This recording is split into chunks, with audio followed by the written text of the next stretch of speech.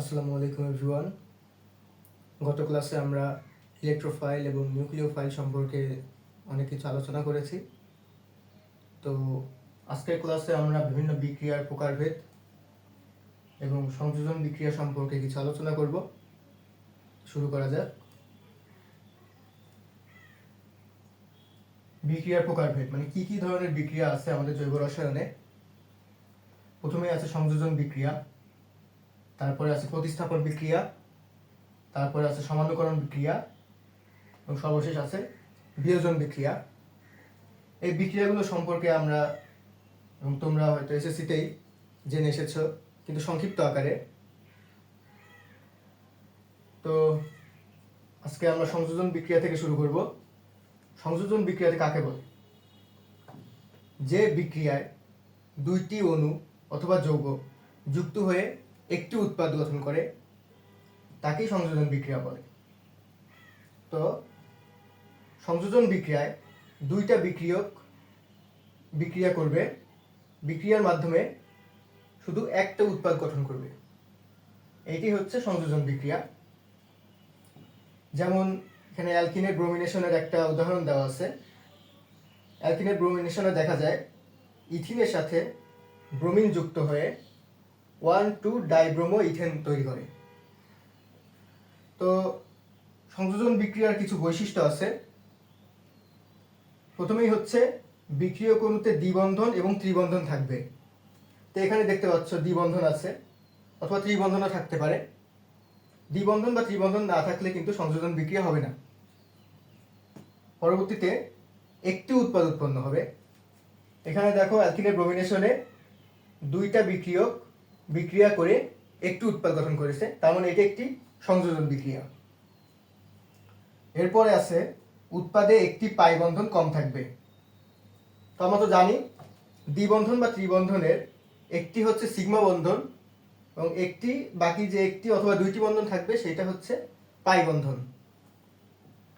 তো ইথিনের ক্ষেত্রে দেখা যাচ্ছে বিক্রিয়ার মাধ্যমে একটি বন্ধন কম আছে, তো এটা হচ্ছে সিগমা বন্ধন আর একটা পাই বন্ধন কম আছে। তো এটা হচ্ছে সংযোজন বিক্রিয়া। তো এইভাবে আমরা সংযোজন বিক্রিয়া বুঝতে পারি। তো এখন আমরা দেখব প্রতিসম অ্যালকিনের সাথে এই ব্রোমিন কিভাবে যুক্ত হয়ে উৎপাদ উৎপন্ন করে। তো এটা হচ্ছে প্রতিসম অ্যালকিন। প্রতিসম অ্যালকিন আমরা কিভাবে চিনব? যে দ্বিবন্ধন বা ত্রিবন্ধনের উভয় পাশে যে কার্বনের সাথে হাইড্রোজেন সংখ্যা যদি সমান থাকে তাহলে সেটা প্রতিসম, আর যদি কার্বনের হাইড্রোজেন সংখ্যা ভিন্নতা থাকে তাহলে সেটা হচ্ছে অপ্রতিসম অ্যালকিন বা অপ্রতিসম অ্যালকাইন। তো কিভাবে যুক্ত হয় সেটা আমরা এখন দেখি। এই ব্রোমিন হচ্ছে ধনাত্মক চার্জযুক্ত, এই ব্রোমিন ঋণাত্মক চার্জযুক্ত। এই ব্রোমিন যদি এই কার্বনকে অ্যাটাক করে, আমরা এখানে দেখাই এই কার্বনকে যদি অ্যাটাক করে তাহলে এই বন্ধনের যে দুইটা ইলেকট্রন থাকে, এই বন্ধনের দুইটা ইলেকট্রন এই কার্বনের কাছে চলে আসে, ফলে এই কার্বনটা ঋণাত্মক চার্জযুক্ত হয় আর এই কার্বনটা ধনাত্মক চার্জযুক্ত হয়। ফলে এই ব্রোমিন যেহেতু ধনাত্মক চার্জযুক্ত, তাই এটি এই ঋণাত্মক চার্জের CH2 এর সাথে যুক্ত হয়ে CH2Br উৎপন্ন করে এবং সাথে এই CH2 একটা কার্বোক্যাটায়ন উৎপন্ন হয় হলো, আর এই Br মাইনাস আলাদা থাকে। এই Br মাইনাস এইটা পরবর্তীতে এই CH2 যে কার্বোক্যাটায়ন আছে এই কার্বোক্যাটায়নের সাথে যুক্ত হয়ে এই CH2Br আর এই CH2Br একটা উৎপাদ উৎপন্ন করলো।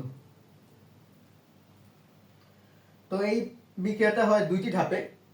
আরেকটা ধাপে এই ব্রোমিন যদি এই কার্বনকে অ্যাটাক করে, প্রথমে এই কার্বনকে অ্যাটাক করলো, পরবর্তীতে যদি এই কার্বনকে অ্যাটাক করে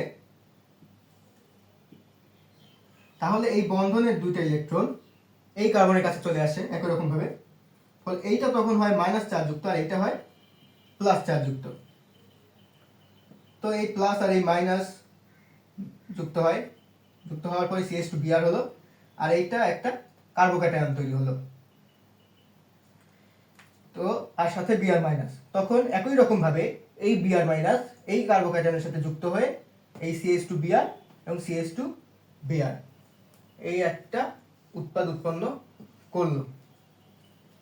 তো প্রতিসম অ্যালকিনের ক্ষেত্রে আমরা দেখতে পাই এই দুইটা উৎপাদ, মানে দুই ধাপের যে দুইটা উৎপাদ উৎপন্ন হলো, এই দুইটা উৎপাদ একই রকম।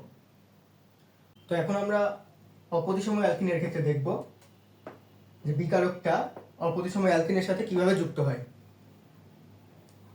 তো অপ্রতিসম অ্যালকিন আমরা কিভাবে বুঝবো? প্রতিসম অ্যালকিন আমরা যেভাবে বুঝেছিলাম, অপ্রতিসম অ্যালকিন সেটা হচ্ছে দ্বিবন্ধন বা ত্রিবন্ধনের পাশের দুই কার্বনের সাথে হাইড্রোজেন সংখ্যা যদি সমান হয় তাহলে সেটা প্রতিসম অ্যালকিন, আর যদি হাইড্রোজেন সংখ্যা ভিন্ন হয় তাহলে সেটা অপ্রতিসম অ্যালকিন। এখানে হাইড্রোজেন সংখ্যা 2 আর এখানে হাইড্রোজেন সংখ্যা 1, এজন্য এটা অপ্রতিসম অ্যালকিন। তো এখন কিভাবে যুক্ত হয় দেখি। এখানে হাইড্রোজেন হচ্ছে প্লাস আর Cl মাইনাস। এই হাইড্রোজেন যদি এই কার্বনকে অ্যাটাক করে তাহলে এই বন্ধনের দুইটা ইলেকট্রন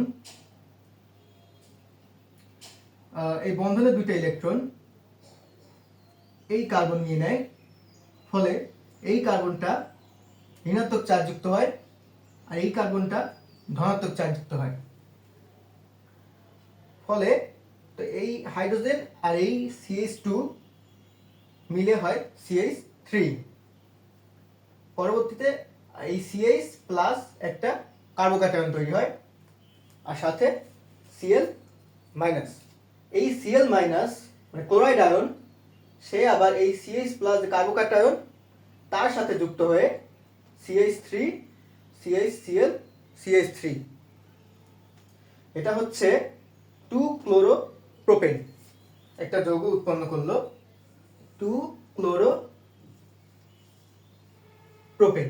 এটা হচ্ছে আমাদের 1 নম্বর যৌগ। দ্বিতীয় ক্ষেত্রে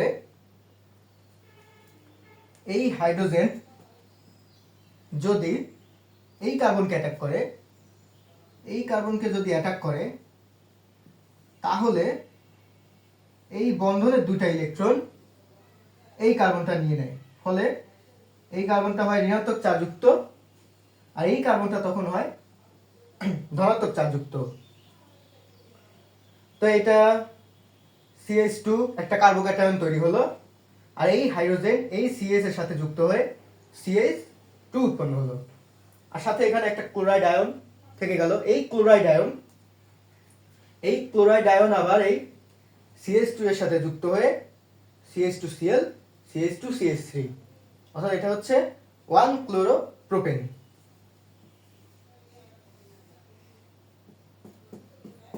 এটা আমাদের 2 নম্বর যৌগ। প্রথমে তৈরি হলো 2-ক্লোরোপ্রোপেন, দ্বিতীয়ত আমাদের তৈরি হলো 1-ক্লোরোপ্রোপেন।